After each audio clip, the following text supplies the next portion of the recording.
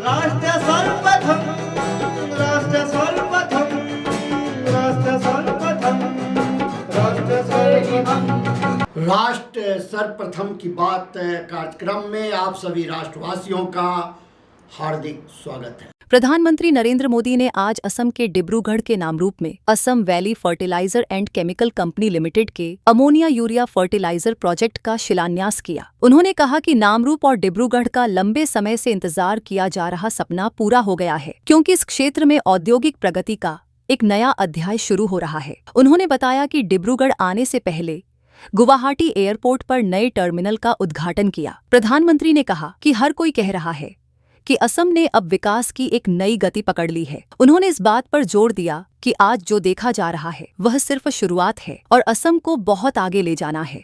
आज असम और पूरे नॉर्थ ईस्ट के लिए बहुत बड़ा दिन है। नामरूप और डिब्रूगढ़ को लंबे समय से जिसका इंतजार था, वो सपना भी आज पूरा हो रहा है। मैंने यहां अमोनिया यूरिया फर्टिलाइजर प्लांट का भूमि पूजन किया है। डिब्रूगढ़ आने से पहले गुवाहाटी में एयरपोर्ट के एक टर्मिनल का उद्घाटन भी हुआ है। आज हर कोई कह रहा है असम विकास की एक नई रफ्तार पकड़ चुका है। नए उद्योगों की शुरुआत, आधुनिक इंफ्रास्ट्रक्चर का निर्माण, सेमीकंडक्टर्स, उसकी मैन्युफैक्चरिंग, कृषि के क्षेत्र में नए अवसर, टी गार्डन्स और उनके वर्कर्स की उन्नति, पर्यटन में बढ़ती संभावनाएं, असम हर क्षेत्र में आगे बढ़ रहा है। मैं आप सभी को और देश के सभी किसान भाई बहनों को इस आधुनिक फर्टिलाइजर प्लांट के लिए बहुत बहुत शुभकामनाएं देता हूं। मैं आपको गुवाहाटी एयरपोर्ट के नए टर्मिनल के लिए भी बधाई देता हूं। बीजेपी की डबल इंजन सरकार में उद्योग और कनेक्टिविटी की जुगलबंदी असम के सपनों को पूरा कर रही है और साथ ही हमारे युवाओं को नए सपने देखने का हौसला भी दे रही है। साथियों, विकसित भारत के निर्माण में देश के किसानों की, यहां के अन्नदाताओं की बहुत बड़ी भूमिका है। इसलिए हमारी सरकार किसानों के हितों को सर्वोपरि रखते हुए दिन रात काम कर रही है। यहां आप सभी को किसान हितैषी योजनाओं का लाभ दिया जा रहा है। कृषि कल्याण की योजनाओं के बीच ये भी जरूरी है कि हमारे किसानों को खाद की निरंतर सप्लाई मिलती रहे। आने वाले समय में ये यूरिया कारखाना ये सुनिश्चित करेगा। इस फर्टिलाइजर प्रोजेक्ट पर करीब 11,000 करोड़ रुपए खर्च किए जाएंगे। यहां हर साल 12 लाख मैट्रिक टन से ज्यादा खाद बनेगी।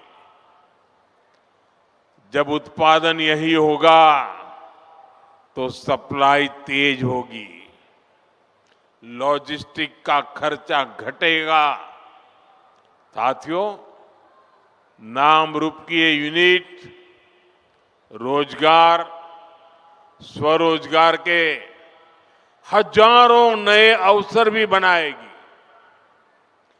प्लांट के शुरू होते ही अनेकों लोगों को यहीं पर स्थायी नौकरी भी मिलेगी।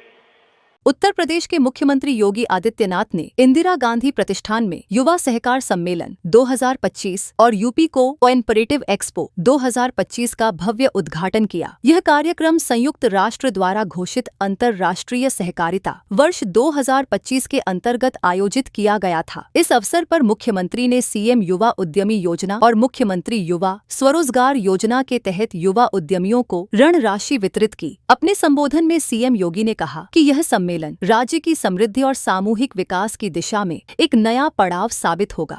इंटरनेशनल कोऑपरेटिव वर्ष के अवसर पर आयोजित आज के युवा सहकार सम्मेलन 2025 एवं यूपी कोऑपरेटिव एक्सपो के आज के इस कार्यक्रम में मैं सबसे पहले आप सभी युवाओं का प्रधानमंत्री जी के विजन को प्रभावी ढंग से सहकारिता के माध्यम से विकसित भारत की संकल्पना को आगे बढ़ाने के इस अभियान का हिस्सा बनने के अवसर पर आज इस युवा सहकार सम्मेलन के अवसर पर मैं आप सबका हृदय से अभिनंदन करता हूं। समारोह के विशिष्ट अतिथि के रूप में उपस्थित पूर्व केंद्रीय मंत्री श्री सुरेश प्रभु जी का मैं हृदय से अभिनंदन करता हूं, स्वागत करता हूं।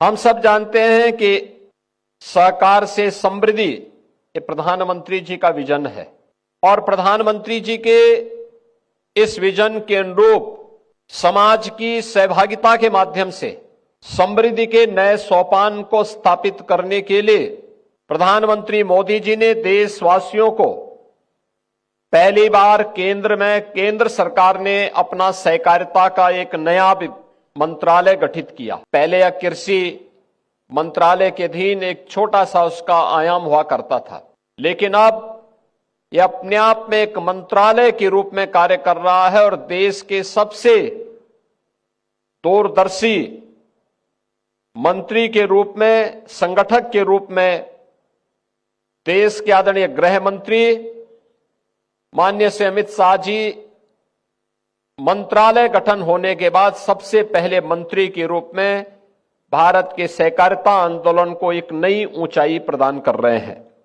संयुक्त राष्ट्र संघ ने भी वर्ष 2025 को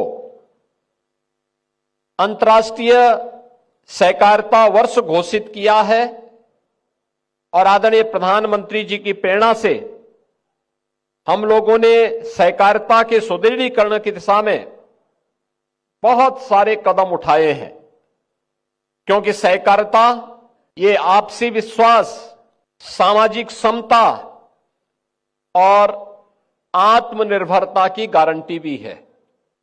डिजिटलीकरण, ई गवर्नेंस और पारदर्शी नीतियों में के माध्यम से आज सहकारिता क्षेत्र में भी सुशासन और जवाबदेही सुनिश्चित होने की कार्रवाई आगे बढ़ी है।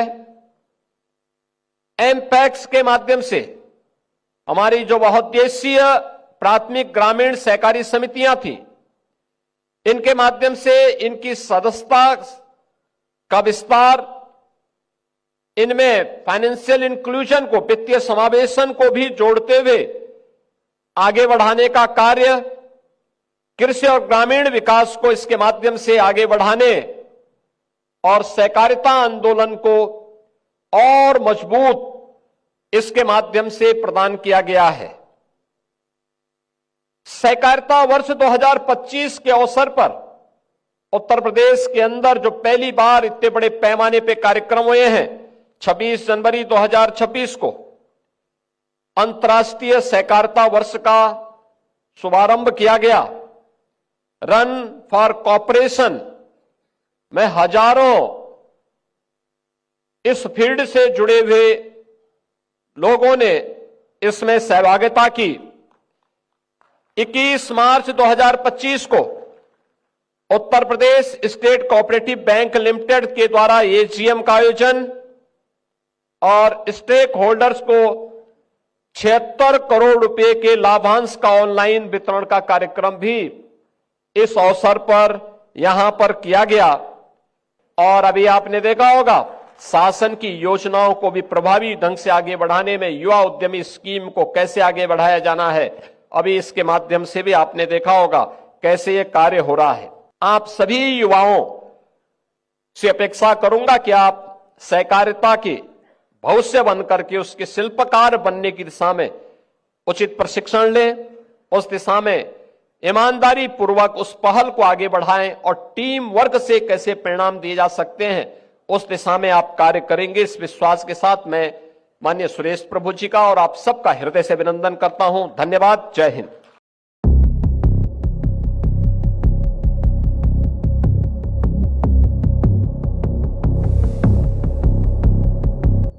गोवा आग हादसे के मामले में एक नया मोड़ सामने आया है, क्योंकि इस मामले में फरार आरोपी अब भारत की हिरासत में है। Night club Birch by Romeo Lane के मालिक लूथरा ब्रदर्स, जो हादसे के बाद थाईलैंड भाग गए थे, थाई पुलिस द्वारा गिरफ्तारी के बाद अब देर रात भारत लाए गए हैं।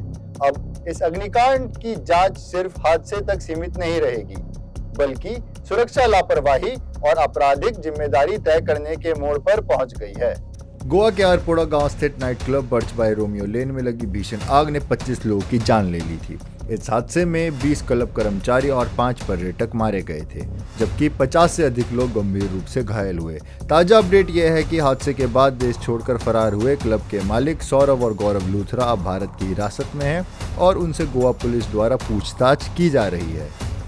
गोवा पुलिस ने 6 लोगों को ऑलरेडी अरेस्ट कर चुके हैं और बाकी भी लोग जो हैं इनको डेफिनेटली 100% हम अरेस्ट करेंगे। जांच में सामने आया है कि क्लब में फायर सेफ्टी के बुनियादी नियमों का पालन नहीं किया गया था। तहखाने में आपातकालीन निकास द्वार नहीं थे, जिसके कारण लोग अंदर फंस गए और दम घुटने से कई लोगों की मौत हो गई। जांच एजेंसियों का कहना है कि क्लब बिना वैध लाइसेंस और आवश्यक अनुमतियों के संचालित किया जा रहा था। अब गोवा पुलिस अपराधियों और आरोपियों से यह भी पूछताछ करेगी कि सुरक्षा प्रमाण पत्र कैसे जारी हुए और इसमें किन अधिकारियों की भूमिका रही। The state disaster management authority has issued the strict advisory to follow.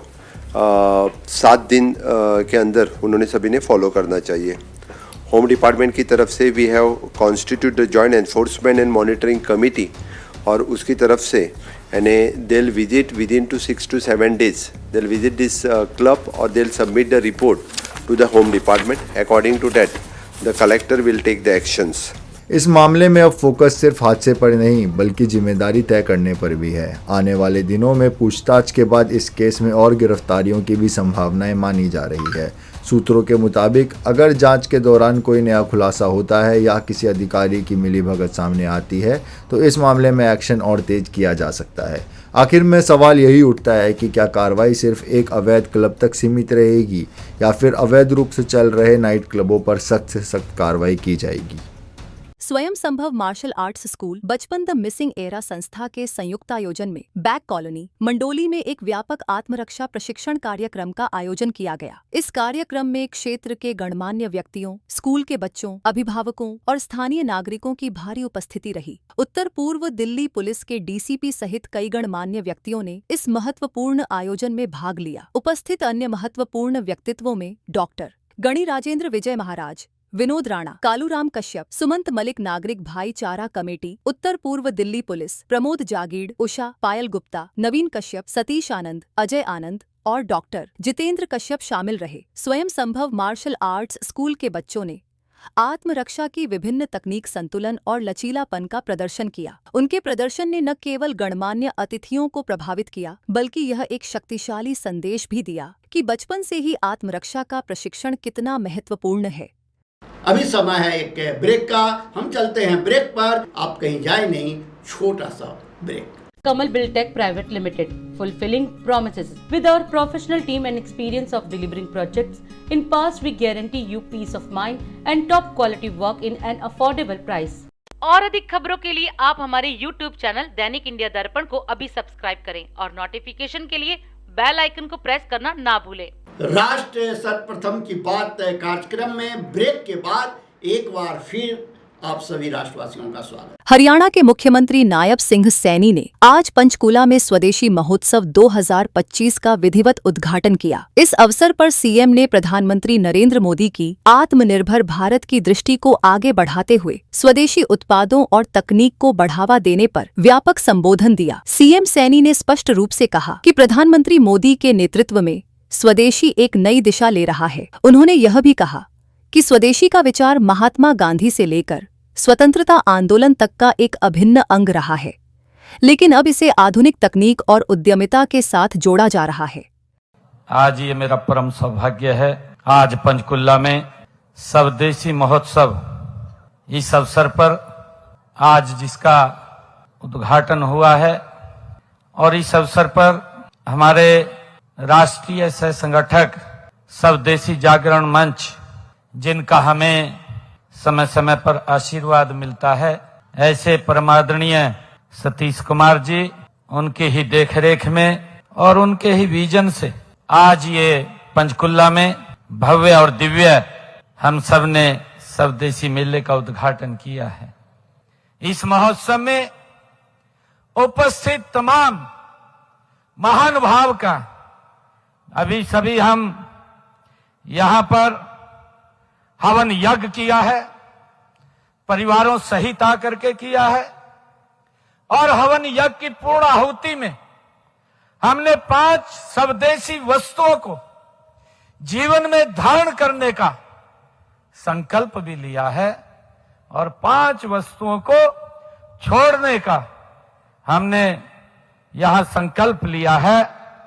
मैं इस महोत्सव के आयोजकों को बधाई देता हूं, जिन्होंने स्वदेशी संकल्प को एक जन आंदोलन का रूप देने का काम किया है।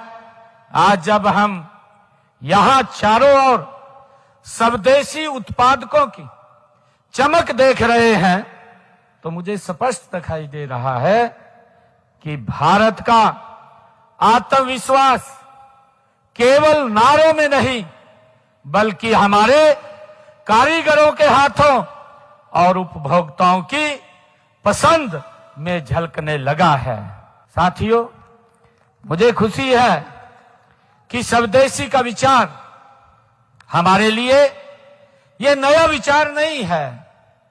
जब हम इतिहास के पन्नों को हम पलट करके देखते हैं तो पाते हैं कि भारत की आजादी की लड़ाई का लक्ष्य ही स्वदेशी था। जब हमारे महान रणबांकुरों ने इस आजादी के लिए संघर्ष किया तो उनकी सोच थी कि यहां से अंग्रेजों को भगाना है, विदेशी को भगाना है और स्वदेशी को हमें अपनाना है, अपने जीवन में उतारना है। साथियों, राष्ट्रपिता महात्मा गांधी जी ने चरखे और खादी को केवल वस्त्र नहीं, हम सब जानते हैं, बल्कि स्वावलंबन का उन्होंने अस्त्र बनाया है।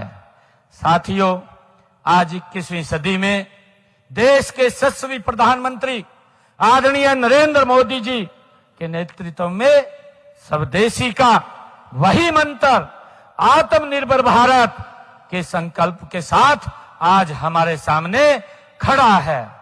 साथियों, यह महोत्सव उसी संकल्प को साकार करने की एक महत्वपूर्ण कड़ी है। साथियों, मुझे खुशी है आज जब हम दुनिया की चौथी सबसे बड़ी अर्थव्यवस्था और बहुत जल्द हम भारत की दुनिया की भारत तीसरी अर्थव्यवस्था बनने जा रहा है।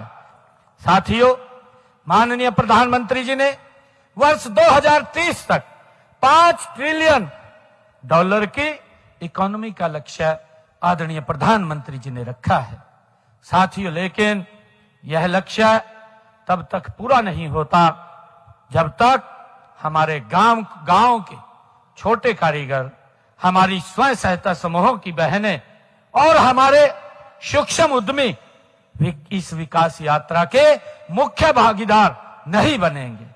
आइए हम सब मिलकर के एक ऐसे भारत का हम निर्माण करें जो आत्मनिर्भर हो, जो सशक्त हो, जो दुनिया को शांति और समृद्धि का जो मार्ग दिखाए। मैं ऐसी आप सबसे अपेक्षा करता हूं कि आज हम यहां से संकल्प लेकर के जाएंगे। इन्हीं शब्दों के साथ जय हिंद, जय हरियाणा, वंदे मातरम। राजस्थान के मुख्यमंत्री भजन लाल शर्मा ने आज जयपुर के OTAS के सभागार में आयोजित राज्य स्तरीय लखपति दीदी संवाद कार्यक्रम में महिला सशक्तिकरण पर संबोधन दिया। इस कार्यक्रम में उप मुख्यमंत्री दिया कुमारी, वित्त मंत्री और राज्य के विभिन्न हिस्सों से लखपति दीदियां सीधे मुख्यमंत्री से संवाद करने के लिए उपस्थित रहीं। दीदियों को सुनने के पश्चात मुख्यमंत्री ने कहा कि सभी बहनों से बातचीत और उनके जीवन की परेशानियों को सुलझाने की इच्छा उनके मन में काफी समय से थी। और क्या कहा मुख्यमंत्री ने इस अवसर पर, आप भी सुने उनका संबोधन। आज के इस लखपति दीदी संवाद कार्यक्रम में मेरे सामने पूरे राजस्थान से आई मेरी वो बहनें जिन्होंने अपनी तकदीर के साथ राजस्थान की तकदीर बदलने का भी निश्चित किया है। ऐसे मेरी सभी माता बहनें, सबसे पहले तो मैं आप सभी का वंदन करता हूं, अभिनंदन करता हूं, आप सभी को मैं प्रणाम करता हूं। आज मुझे बहुत ही खुशी है क्योंकि मैं 2 दिन पहले धौलपुर गया था। मां भरतपुर संभाग की हमारी सभी राजीविका की बहनें आई थी। मैंने उनसे संवाद किया, उनकी कहानियां सुनी।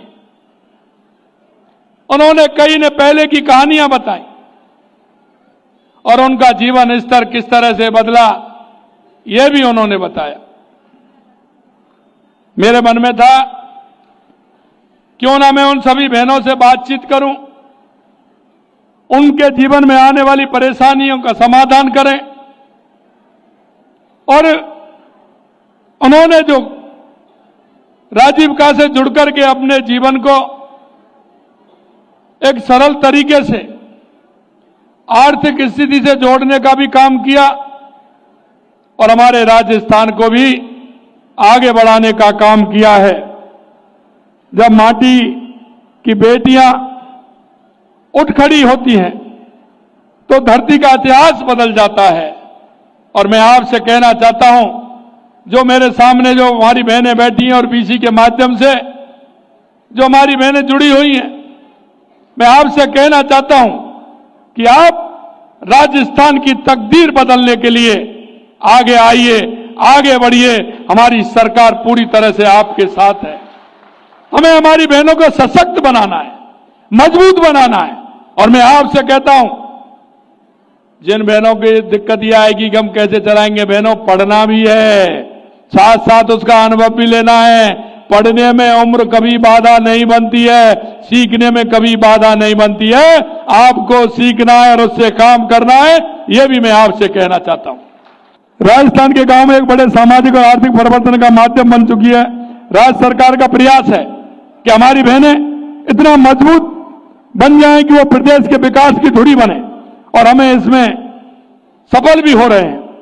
लगातार हमारी सरकार आपके लिए, इन सारे कामों के लिए पूर्ण रूप से संकल्प के साथ आपके साथ खड़ी है। मैं हर योजना आपकी है। कई योजना ऐसी हैं जिनके बारे में मैं आपको, कृषक योजना है जिसमें हमारी बहनों को बीज किट मिलने का काम भी हो रहा है। हमारी कृषक महिलाएं वो उनको मिनी किट भी उनको मिलने वाली हैं और हमेशा मिलती भी हैं। दिल्ली में प्रदूषण के संकट को लेकर राजनीतिक तनाव बढ़ गया है। आम आदमी पार्टी के वरिष्ठ नेता और MCD सह प्रभारी प्रवीण कुमार ने आरोप लगाया है कि एमसीडी द्वारा संचालित टोल प्लाजा दिल्ली की हवा को जहरीली बना रहे हैं। उन्होंने सरकार पर सर्वोच्च न्यायालय के आदेशों को न मानने का आरोप लगाया है। प्रवीण कुमार ने दावा किया कि एमसीडी की हेल्थ कमेटी ने टोल प्लाजा पर अपने निरीक्षण के दौरान पाया है कि वाहनों की लंबी कतारों से ट्रैफिक जाम हो रहा है, जिससे वाहनों के उत्सर्जन से प्रदूषण में भारी इजाफा हो रहा है। किस तरीके से दिल्ली के टोल प्लाजा दिल्ली की जनता के लिए और पॉल्यूशन के लिए कितना इजाफा जो है पॉल्यूशन में कर रहे हैं टोल प्लाजास, और ये कमेटी दोबारा टोल प्लाजास पर विजिट करेगी, दिल्ली की जनता के सामने टोल प्लाजा की असलियत भी लाएगी और ये भी बताएगी कि किस तरीके से टोल प्लाजा जो है दिल्ली के पॉल्यूशन के लिए खतरनाक है, दिल्ली के लोगों के लिए खतरनाक है, दिल्ली की सांसों के लिए खतरनाक है। हमारे साथ यहाँ पे कमेटी के सदस्य जलज कुमार जी हैं और हमारे प्रीति जी है, सह प्रभारी एमसीडी। हम लोग यहाँ पर आप सभी पत्रकार भाई बंधुओं के सामने इसलिए मौजूद हुए कि हमारी एमसीडी की हेल्थ कमेटी, जिसके सभी मेंबर हमारे साथ बैठे हुए हैं, उन्होंने हमें संज्ञान में लाया कि टोल पर जब वो गए, वहां पर टोल प्लाजा पे उन्होंने पाया कि इतनी गाड़ियों की लाइनें लग गई है, ट्रैफिक इतना वहां पर जाम हो जाता है कि इतना गाड़ियों से निकला हुआ धुआं वहां का प्रदूषण को और भी बढ़ा देता है, जिससे बुजुर्गों, बच्चों की हालात, उनकी बीमारियां, उनको सांस लेने में तकलीफ बढ़ती जा रही है। दिल्ली के मुख्यमंत्री जी के लिए आजकल आप देखोगे सोशल मीडिया पे दिन रात लोग, जनता गुहार लगा रही है। कोई अपना एयर फिल्टर खोल के दिखा रहा है, कोई रोड पर चलकर आगाज कर रहा है कि मुख्यमंत्री जी दिल्ली को सांस लेने लायक बनाओ। आम आदमी पार्टी की सरकार जब थी, अरविंद जी इलेक्ट्रिक बस लाए, पेड़ पौधे लगाए, अपना ईवन नोट चलाया, उन्होंने कितने अच्छे अच्छे काम किए जिससे कि प्रदूषण को रोका जाए। जिस तरीके से हम देख रहे हैं हालात बस से भी बदतर हो गए हैं। समझ आ रहा है हमें कि आपने हाथ खड़े कर लिए हैं, अब आपके बस की दिल्ली चलाना नहीं है। गाजीपुर में देख लीजिए, जब मर्जी वहां के कूड़े के पहाड़ पर आग लग जाती है, जिससे निकली गैस वहां के आसपास रहने वाली लाखों जनता को, बच्चों को, बुजुर्गों को अस्पताल पहुंचा देती है। उनको सांस लेना मुश्किल हो रहा है। जैसा कि सुप्रीम कोर्ट ने कहा है कि एमसीडी के टोल प्लाजा को बंद कर दिया जाए, तो आप लोग क्यों नहीं बंद कर रहे हैं? कब तक ये भ्रष्टाचार चलता रहेगा? गरीबों के तंदूर बंद कर दिए गए हैं, लेकिन ठेकेदारों के टोल प्लाजा बंद नहीं किए हैं। देखिए, हम लोग हेल्थ कमेटी में हमारे सामने बहुत सारी शिकायतें आई कि कोर्ट के आदेश के बावजूद भी टोल प्लाजा को बंद नहीं किया गया। हमारे सभी भाई अभी हमारे जितने मेंबर्स हैं कई टोल पे होकर आए हैं और हम लोग बारी बारी से जाएंगे, क्योंकि जनता के हित में जो काम इनकी सत्ता में बैठे हुए मेयर और इनके मंत्रियों का था, वो काम आज हमें करना पड़ रहा है। क्योंकि जब हमारी सरकार थी तो हम पेड़ों की धुलाई करवाते थे, पानी का छिड़काव करवाते थे और दिसंबर आने से पहले पॉल्यूशन खत्म हो जाया करता था।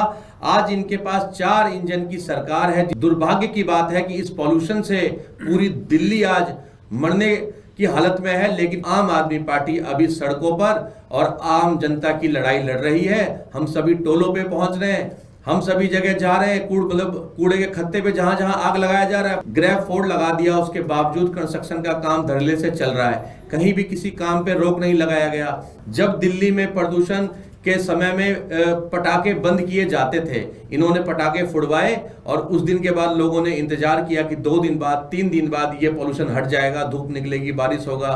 तो कृत्रिम बारिश के नाम पे 30 करोड़ जनता की टैक्स का पैसा इन्होंने बर्बाद किया, वो बारिश भी नहीं हुई और कोई समाधान नहीं है इनके पास। ये मेडिकल इमरजेंसी जैसे हालात हैं दिल्ली के अंदर, AQI जहां पे टोल बंद नहीं किया गया, इन टोलों पे आप जब AQI जाके चेक करेंगे तो यहाँ के AQI में और टोल प्लाजा के AQI में फर्क आ रहा है। दोस्तों, सरकार के पास सारे तंत्र, सारे पावर है, उसके बावजूद भी ये काम नहीं कर पा रहे हैं। तो हम सभी हेल्थ कमेटी के मेंबर्स हम वहां जाएंगे टोलों पर और इनको बेनकाब करेंगे कि कोर्ट के आदेश की अवमानना कर रहे हैं और दिल्ली की जनता के हित में काम ना करने के बजाय सिर्फ ये फर्जी बातें कर रहे हैं। तो ये फर्जी सरकार है, 4 इंजन की सरकार पूरी तरह से फेल है और दिल्ली की जनता इसको देख रही है। और अधिक खबरों के लिए आप हमारे YouTube चैनल दैनिक इंडिया दर्पण को अभी सब्सक्राइब करें और नोटिफिकेशन के लिए बेल आइकन को प्रेस करना ना भूलें।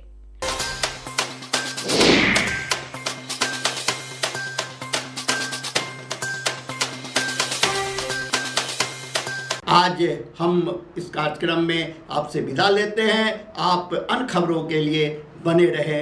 राष्ट्र सर्वप्रथम, वंदे मातरम, जाग उठा है भारत। राष्ट्र सर्वप्रथम, राष्ट्र सर्वप्रथम, राष्ट्र सर्वप्रथम, राष्ट्र सर्वप्रथम।